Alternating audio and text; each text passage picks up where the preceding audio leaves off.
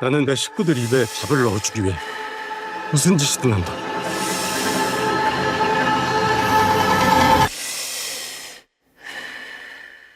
어쩔 수가 없다. Huh.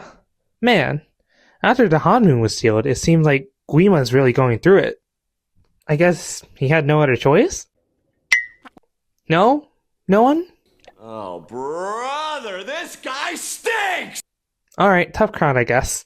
Hey everyone, welcome back to my channel. This is Derek, and today we will be reviewing the brand new Park Chan-wook film, No Other Choice. Spoiler warning. So, I did see this last week in the theaters, but I do want to preface that I'm a little bit behind of the curve because where I live, technically this film doesn't even come out until later this month. Yay! International distribution! Onto the actual film. Park Chan-wook is a well-known director in his own right. He made The Handmaiden and Decision to Leave, both of which I have not seen. Whoops.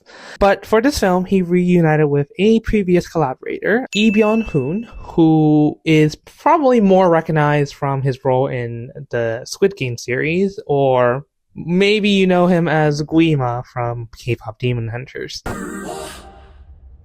A demon boy band? But of course, he had other popular Korean language films. In fact, the two first collaborated on a film called Joint Security Area back in 2000, a year I was not even born yet. Now, this film isn't as splashy as what the trailer kind of made it out to be, because from my impression, this was going to be a crime heist in a reverse way, ultra serious movie. But what surprised me was that Park Chan-wook kind of took a slight different direction and really emphasized the black comedy aspect of it. Quick TLDR version of the premise. Monsu is a manager of a paper production plant, try saying that 3 times fast, and he gets fired from his job thanks to good old American capitalism, when a new position arises at another prominent paper plant. Wow, a lot of alliteration today. Monsu tries to ensure that he is the only one most qualified to take that spot. Now, this premise alone isn't the most unique of premises. There are a lot of stories as of late about the consequences of late-stage capitalism and, being taken advantage by ruthless higher powers. I am thinking of any dystopian novel ever, maybe even feel like South Korea's own Parasite. But I think Park Chan-wook really does something interesting here, because first, Lee Byung-hun's performance really shines. Absolutely phenomenal.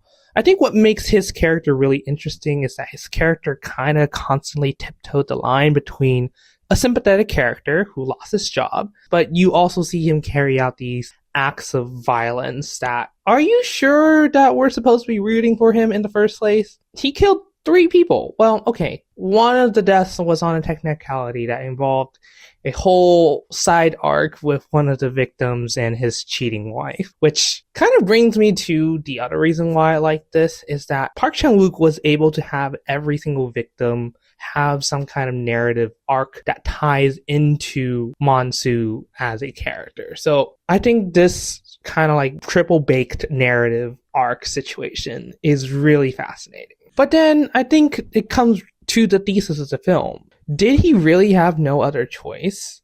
I think that's the main question that we had to answer, despite its frequent repetition as a phrase in the film. Sorry, there's no other choice. 어쩔 수가 없어.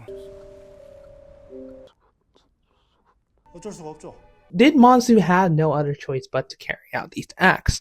We do see the character take some small jobs. He worked as a retail worker for a few months, and then obviously he doesn't enjoy it. But was the logical conclusion then to apply for this paper job and then, commit all these murders just to get it? And it's not like the conclusion is all neat and tidy either, because the real irony is, despite all the talk of, the value of human work and all the blood, sweat, and tears that go into managing this paper production company, 미국에서는 해고를 도끼질한다고 그런다면서요.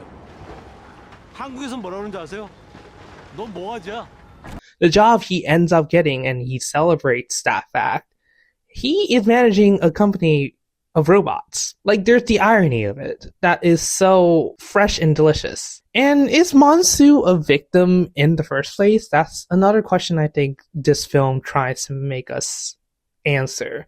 Because even though he does lose his job, he got kicked out of this childhood home that he had worked so hard to buy, like regain the deed from. Is he a victim? Because he just moved from a house to a still pretty nice looking apartment. Yes, the wife has to give up all her leisure time to work part-time as a dental assistant, but it's not like they went into poverty. They are still having access to 2 cars. The daughter still has cello lessons. It's just, they're going through a somewhat tougher time because the main income source has vanished and now they're relying on 2 smaller incomes.